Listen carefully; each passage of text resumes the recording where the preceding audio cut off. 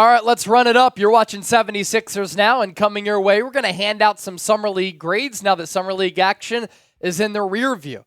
Handing out grades specifically to the top 8 76er Summer League players whose stock is soaring, whose stock is declining, who outperformed expectations, who needed to show more. And I want you to let us know right now in the comment section, if you're a true hooper, who impressed you the most during Sixers Summer League. Here is who we are grading on today's show. Jared McCain, Ricky Council, Adem Bona, Jeff Dowtin, Justin Edwards, Keve Aluma, David Jones, and Judah Mintz. We start off with the first round pick for Philadelphia, 16th overall, the Duke star in Jared McCain. The shooting numbers were not pretty. That is no secret. I did see some good moments from him, but when you struggle that much from the field, especially in a league that isn't all that talent-rich in the Summer League, you struggled a little bit. We're going to give him a C+. The shooting struggles were really the most glaring weakness and concern for Jared McCain because he's a smaller player. So if you're a smaller player, you have to have an elite trait. What is that elite trait? At Duke, it was shooting the basketball, but in Summer League action, he really struggled. Average about 12 points per game in the 8 games played between Utah and Las Vegas, just under 5 boards. I thought he rebounded pretty well. I think the creation numbers will continue to get a little bit better, but the shooting numbers have to improve. 28.5% from the field, 25.5% from three-point range. He did end on a high note. I do want people to remember that Jared McCain, when he went to Duke as a highly touted recruit, started the year very slowly. At the end of the year, he was tremendous, and he was Duke's best player as they made that run in the NCAA tournament. On Sunday against Boston, you love to see a Sixer performing and balling against the Celtics. 15 points, 5 of 12 from the field, 3 of 7 from 3, 4 dimes on top of that, and now he can go into the break before preseason and training camp on a high note. And he did say, one thing that is never going to waver for me, confidence. So plenty of good for McCain to build on. Made a couple of really nice passes, including some to Adem Bona, was able to get to his spot, really quick release, and that'll certainly play at the next level. With that, let's pop up this question for the audience. Are you worried about Jared McCain? Type W for worried, C for confident. Let me know down in the comment section. As for Ricky Council, have to give him an A grade. He was the Sixers' best player. And now, as you look ahead to the 2024-2025 season, Ricky Council should have earned rotation minutes on the big boy level. We're talking for the Philadelphia 76ers playing under Nick Nurse on this squad. He had a breakout summer, and that's exactly what he needed to have. And that contract that he signed, the standard NBA contract, if he ends up being solid, it's going to be a steal for Philadelphia. He looked confident, athletic. We know about the explosiveness. He got his shots up. He had some monster games in Salt Lake City. Average 18.5 points per game, 3 games. In Las Vegas, 18.5 points per game. Rebounding numbers got better in Vegas, 5.2 to 4. The field goal numbers in Vegas did struggle a little bit, but in the Salt Lake City Summer League, 44.5%, 42% from 3. That was not the case in Las Vegas as he grew a little bit cold. Needs to remain confident heading into the year. Just because you struggled to shoot the basketball in Las Vegas does not mean that you should let that linger. Ricky Council should be looking at the grand scheme of things, the macro level, and he should say to himself, I needed to have a breakout summer. That's exactly what I did.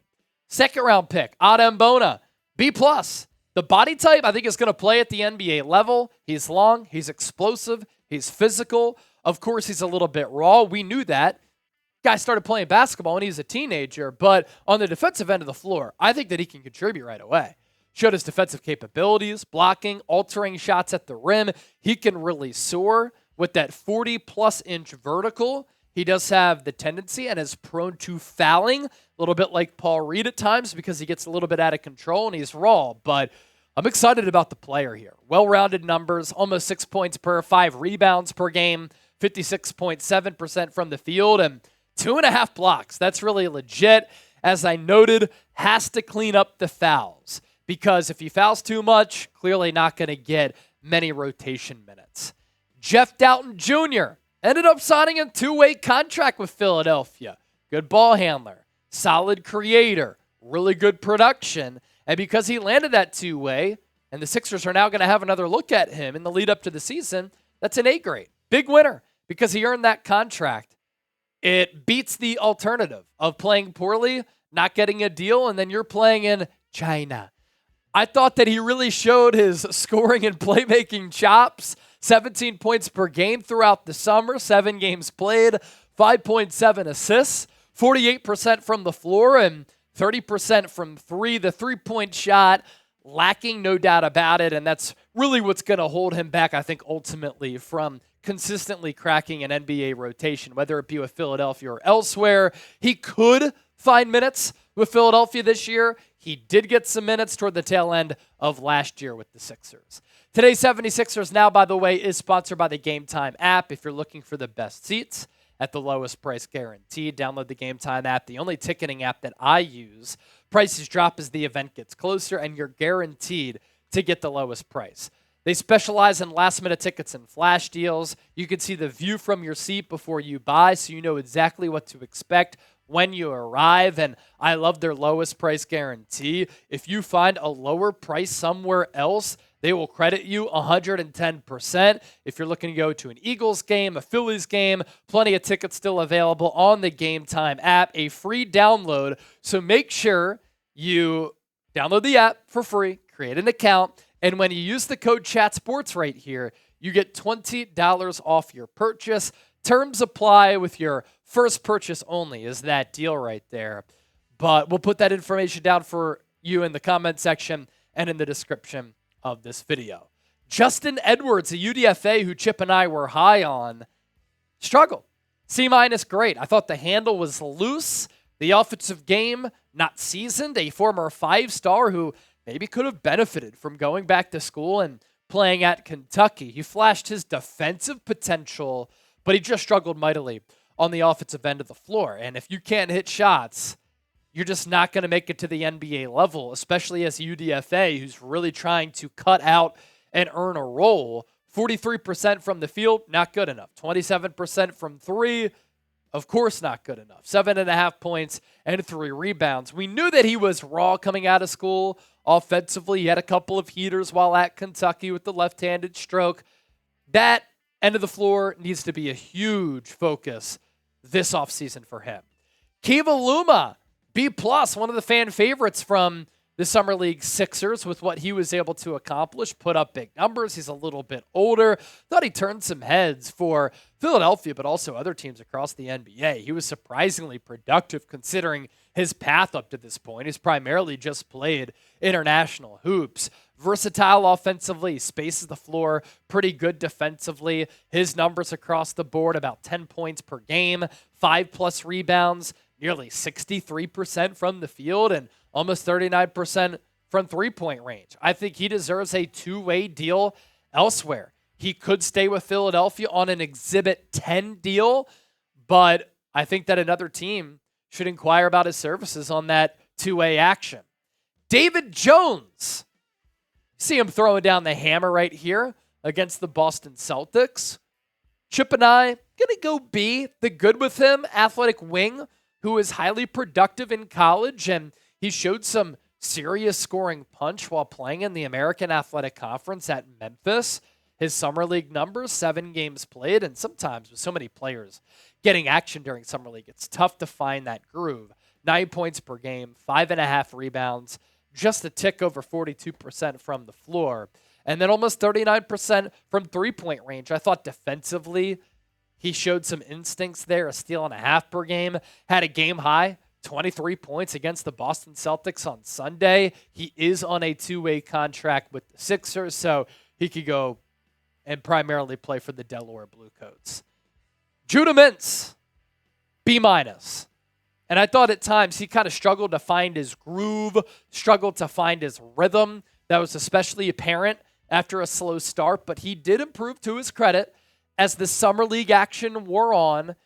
Was aggressive in moments. You love to see that. He got to the line, able to draw some contact and get to the charity stripe.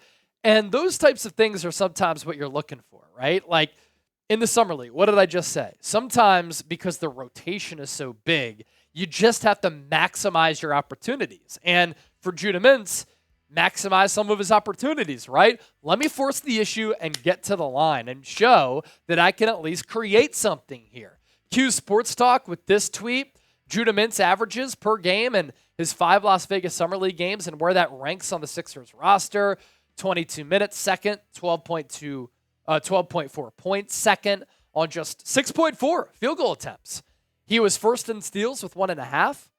He was first in free throws made and free throws attempted, and then second in assists.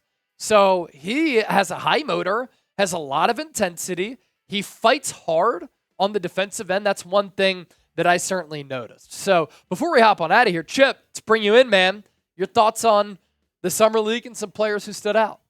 Yeah, so just talking about the rookies first, McCain obviously struggled a lot. But what I really loved what I saw from McCain was that he never stopped shooting the ball, never stopped getting to his spots. His confidence never wavered.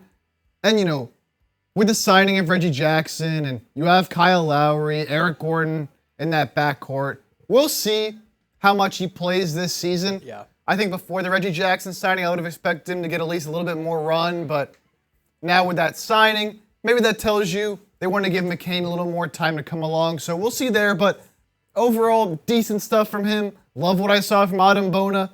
Again, if you're in a situation where Embiid goes down again at some point and you got to start Andre Drummond, then you can, I think, give Bona some minutes and not feel too bad about it.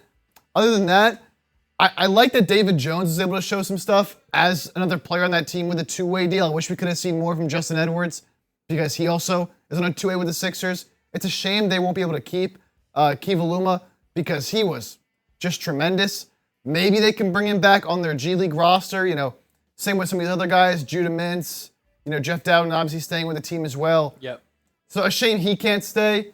I expect another team to pick him up because he was just tremendous. But as a whole, I mean, the Sixers went 3-1 in Vegas. Unfortunately, only 4 teams make that sort of 4-team playoff format at the Vegas Summer League, and 3-1 was just not good enough for the Sixers to get in. Their only loss came by 2 points to the Blazers. So shame we didn't get to see them play some more, but still exciting to get to watch some of these young guys play, and particularly excited to see what Rookie Council can do this season playing for the actual 76ers. The one point you made about McCain, like he kept shooting. And as a shooter, what would Steph Curry tell you? Have a short memory, flush it, forget about it, keep shooting, because you never know when you're going to be able to catch fire. And when you're a volume shooter, that's exactly what you need to do.